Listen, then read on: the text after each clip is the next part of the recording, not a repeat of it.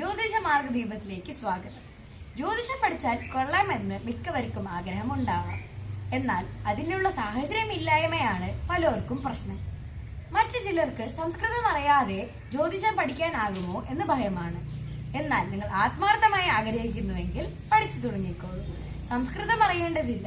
ലളിതമായ മലയാള ഭാഷയിലാണ് ഞങ്ങളുടെ വീഡിയോകളിൽ ജ്യോതിഷ പാഠങ്ങൾ വിശദീകരിക്കുന്നത്. ആദ്യ പാഠത്തിലേക്ക് കടന്നാലോ? ഭാരതം ലോകത്തിന് സംഭാവന ചെയ്ത അമൂല്യ ശാസ്ത്രങ്ങളിലൊന്നാണ് ജ്യോതിശാസ്ത്രം. ഈ ബൃഹത്തായ ശാസ്ത്രം പഠിക്കണമെന്ന് ആഗ്രഹമുള്ള എല്ലാവരെയും സ്വാഗതം ചെയ്യുന്നു. ഇനി മറ്റുള്ള വീഡിയോകൾ കാണുന്നത് പോലെ നിങ്ങൾ ഈ വീഡിയോ കാണുവാൻ ശ്രമിക്കരുത്. ഒരു വിദ്യാർത്ഥിയുടെ മനോഭാവത്തോടു കൂടി വേണം വീഡിയോ കാണുന്നതിന്.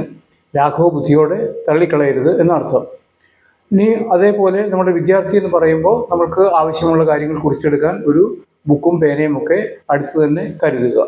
പറയുന്ന ഓരോ കാര്യങ്ങളും ശ്രദ്ധിച്ച് കേൾക്കുക. ആവശ്യമുള്ള കാര്യങ്ങൾ അപ്പോൾ തന്നെ കുറിച്ചെടുക്കുക. എന്തെങ്കിലും ഒരു അവ്യക്തത തോന്നിയാൽ ആ ഭാഗം റീവൈൻഡ് ചെയ്ത് വീണ്ടും കണ്ട് അത് ക്ലിയർ ചെയ്തതിന് ശേഷം അടുത്ത ഭാഗം കാണാൻ ശ്രമിക്കുക. ആദ്യമായി നമുക്ക് ഗ്രഹങ്ങളെ പരിചയപ്പെടാം. പല ഗ്രഹങ്ങളുടെയും പേരുകൾ നിങ്ങൾ കേട്ടിട്ടുണ്ടാവും. എന്നാലും ഒരു പഠന പ്രവർത്തനം തുടങ്ങുമ്പോൾ ചുറ്റായി പോകണമെന്നുള്ളത് കൊണ്ട് ആ പേരുകളൊക്കെ ഒന്നുകൂടി പറയുകയാണ്. സൂര്യൻ, ചന്ദ്രൻ, ചൊവ്വ, ബുധൻ, വ്യാഴം, ശുക്രൻ, ശനി, രാഹു, കേതു, ഗുളികൻ. ഇതിൽ ഗുളികനെ ഒഴികെ ബാക്കി 9 എണ്ണത്തിനെ ചേർത്താണ് നവഗ്രഹങ്ങളെന്ന് പറയുന്നത്. ഇതിൽ ഒന്നാമതായി പറഞ്ഞിരിക്കുന്ന സൂര്യൻ ഒരു ഗ്രഹമല്ല, നക്ഷത്രമാണ് എന്ന് നിങ്ങളൊക്കെ പഠിച്ചിട്ടുണ്ടാവും. ചന്ദ്രൻ അതേപോലെ ഭൂമിയുടെ നൈസർഗിക ഉപഗ്രഹമാണ്. ഇതിനെയെല്ലാം നമ്മൾ ജ്യോതിഷത്തിൽ ഗ്രഹങ്ങളായിട്ട് തന്നെയാണ് പരിഗണിക്കുന്നത്. അവിടെ ആചാര്യന്മാർ കൊടുത്ത ഒരു പരിഗണന എന്ന് പറയുന്നത് ഭൂമിയിലേക്ക് സ്വാധീനം ചെലുത്താൻ അല്ലെങ്കിൽ ശക്തി പ്രസരിപ്പിക്കാൻ കഴിവുള്ള എല്ലാ ജ്യോതിർഗോളങ്ങളെയും അവർ ഗ്രഹമായി തന്നെ പരിഗണിച്ചു. അതുകൊണ്ടാണ് സൂര്യനും ചന്ദ്രനും ഒക്കെ ഗ്രഹങ്ങളുടെ പട്ടികയിലേക്ക് വന്നത്. ചൊവ്വ മുതൽ ശനി വരെയുള്ള ഗ്രഹങ്ങൾ, അതായത് ചൊവ്വ, ബുധൻ, വ്യാഴം, ശുക്രൻ, ശനി, ഈ 5 ഗ്രഹങ്ങൾ ജ്യോതിശാസ്ത്രത്തിലും ആധുനിക ശാസ്ത്രത്തിലും ഒരേപോലെ ഗ്രഹങ്ങളായി തന്നെ പരിഗണിക്കുന്നവയാണ്. ഇതിൽ വ്യത്യാസമില്ല എന്നർത്ഥം. ഇത് കൂടാതെ രാഹു, കേതു എന്ന് 2 ഗ്രഹങ്ങളുടെ പേരുകൾ പറഞ്ഞുവല്ലോ. ഇവ രണ്ടും ശരിക്കും ഗ്രഹങ്ങളല്ല, ഛായാഗ്രഹങ്ങൾ എന്നാണ് ജ്യോതിഷത്തിൽ പറഞ്ഞു വെച്ചിരിക്കുന്നത്. ഛായ എന്ന് പറഞ്ഞാൽ നിഴൽ എന്നാണ് അർത്ഥം. അപ്പോൾ നിഴൽ പോലെ അനുഭവവേദ്യമാകുന്നവ എന്നാണ് അതിനർത്ഥമായിട്ടുള്ളത്. ഗുളികനെക്കുറിച്ച് പറഞ്ഞിരിക്കുന്നത് ഒരു സാങ്കല്പിക ഗ്രഹമായിട്ട് തന്നെയാണ്. അതിന് ഭ്രമണപഥമോ കാര്യങ്ങളോ ഒന്നുമില്ല. അത് ഒരു ദിവസത്തിൽ 2 പ്രാവശ്യം, ഒരു പകൽ ഒരു തവണയും രാത്രി ഒരു തവണയും ഉദിക്കുന്നതായിട്ടാണ് പറഞ്ഞിരിക്കുന്നത്. രാഹു കേതുക്കളെ ചന്ദ്രൻ്റെ ഉത്തരധ്രുവം, ദക്ഷിണധ്രുവം ഇങ്ങനെ പരിഗണിക്കുന്ന ചില പണ്ഡിതന്മാരുണ്ട്.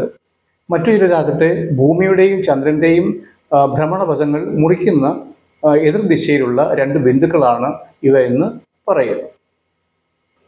കേരളം ഒഴികെയുള്ള സ്ഥലങ്ങളിൽ ഈ ഗുളികൻ എന്ന് പറയുന്ന ഗ്രഹത്തിന് കാര്യമായിട്ടുള്ള പരിഗണന കൊടുക്കുന്നില്ല എന്ന് മാത്രമല്ല, അവർ ഗ്രഹനിരകൾ ഉണ്ടാക്കുമ്പോൾ അതിൽ ഗുളികനെ അടയാളപ്പെടുത്താറ് പോലുമില്ല.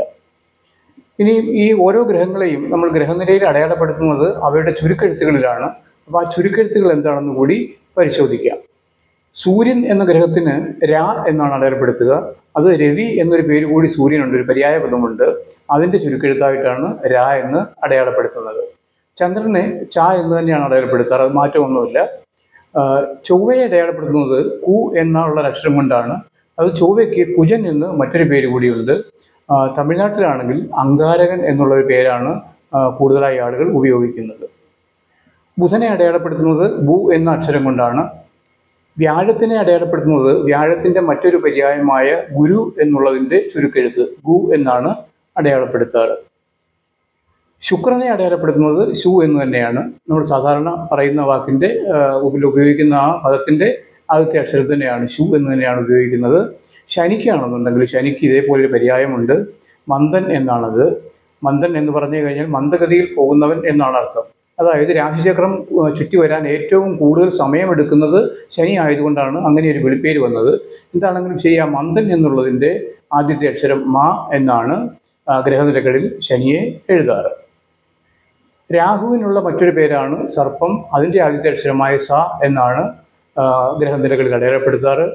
കേതുവിന് അതുപോലെ മറ്റൊരു പേര് ശിഖി എന്നാണ്. അതിൻ്റെ ആദ്യത്തെ അക്ഷരമായ ശി എന്നാണ് ഗ്രഹനിലയിൽ അടയാളപ്പെടുത്തുന്നത്. ഗുളികന് മാന്തി എന്നൊരു വിളിപ്പേരുണ്ട്. അതിൻ്റെ ആദ്യത്തെ അക്ഷരം മാ എന്നും അടയാളപ്പെടുത്തും. ആ മായ്ക്ക് ദീർഘമിട്ടാണ് എഴുതുക, അത് പ്രത്യേകം ശ്രദ്ധിക്കണം. അപ്പോൾ ഗ്രഹനിലകളിൽ വെറും മാ എന്ന് കാണുമ്പോൾ ശനിയാണെന്നും ദീർഘമിട്ട് മാ എന്ന് എഴുതി കണ്ടു കഴിഞ്ഞാൽ അത് ഗുളികനാണെന്നും ധരിക്കണം. ഗ്രഹങ്ങളെ ഒന്ന് പരിചയപ്പെടുത്തുക മാത്രമാണ് ഇപ്പോൾ ചെയ്തിട്ടുള്ളത്. ഓരോ ഗ്രഹങ്ങളെക്കുറിച്ച് നമുക്ക് കൂടുതൽ ആഴത്തിൽ പഠിക്കേണ്ടതുണ്ട്. അവരുടെ ഘടന, അവരുടെ സഞ്ചാരം, അവർ മനുഷ്യരിൽ ചെലുത്തുന്ന സ്വാധീനം, ഇതൊക്കെ നമുക്ക് പടിപടിയായിട്ട് പഠിക്കേണ്ടതുണ്ട്. അപ്പോൾ ആദ്യം ഒരു പ്രാഥമിക ഘട്ടം എന്നുള്ള നിലയ്ക്ക് ഇപ്പോൾ ഇത് ഹൃദിസ്ഥമാക്കുക, പേരുകൾ മനഃപ്പാഠമാക്കുക, അവയ്ക്കുള്ള പര്യായ പദങ്ങൾ, നമ്മൾ ഗ്രഹനിലയിൽ എഴുതുന്ന ചുരുക്കെഴുത്തുകൾ, ഇതൊക്കെ അടുത്ത വീഡിയോ കാണുന്നതിന് മുമ്പ് ഹൃദിസ്ഥമാക്കാൻ ശ്രദ്ധിക്കുക. മറ്റ് വീഡിയോകൾ കണ്ടുപോകുന്നത് പോലെ പഠിക്കാൻ ആഗ്രഹിക്കുന്നവർ കണ്ടുപോകരുത്. ഓർമ്മയിൽ നിൽക്കാത്ത കാര്യങ്ങൾ കുറിച്ചു വെക്കണം. അതേപോലെ ഈ ചാനൽ സബ്സ്ക്രൈബ് ചെയ്തിട്ടില്ലെങ്കിൽ സബ്സ്ക്രൈബ് ചെയ്യുക, ബെൽ ബട്ടൺ അമർത്തുക. നന്ദി.